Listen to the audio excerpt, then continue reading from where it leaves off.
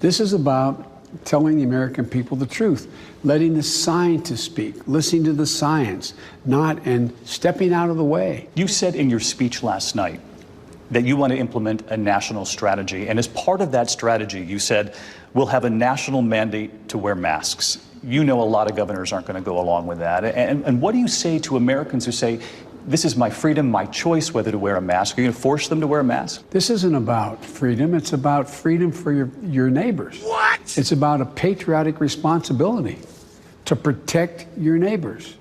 And the only way you can do that is to be socially distanced and wearing a mask when you're in public, when you're outside. The first time I've ever heard people say that doing something patriotic that can save other people's lives and impacts on their freedom. Come on, give me a break. It's about saving lives. You talk about the science. If you're sworn in come January, and we have coronavirus and the flu combining, which many scientists have said is a real possibility, would you be prepared to shut this country down again? I would be prepared to do whatever it takes to save lives, because we cannot get the country moving until we control the virus.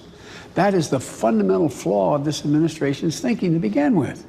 In order to keep the country running and moving and the economy growing and people employed, you have to fix the virus. You have to deal with the virus. So if the scientists say, shut it down? I would shut it down. I would listen to the scientists. Do you blame President Trump for lives lost? I don't blame him for the COVID crisis. I blame him for walking away and not dealing with the solutions. And the idea of saying that this is going to go away, this miracle is going to happen, there's all talk about the crazy things about bleach and using, it's just, he hasn't listened to the scientists. That's somebody's grandparent. That's somebody's parent. That's somebody's husband or wife. That's somebody's coworker, somebody's friend that might be alive if we had had a competent president who was focused on dealing with the crisis instead of wondering whether we could treat COVID by injecting bleach into our arms.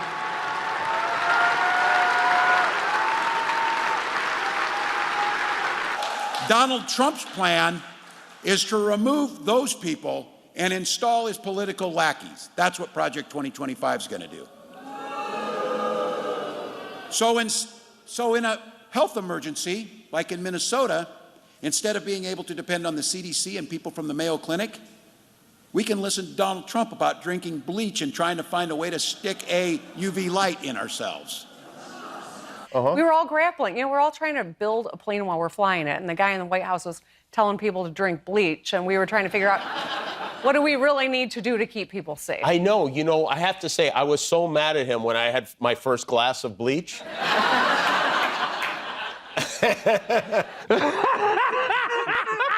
This isn't about freedom. It's about freedom for your neighbors.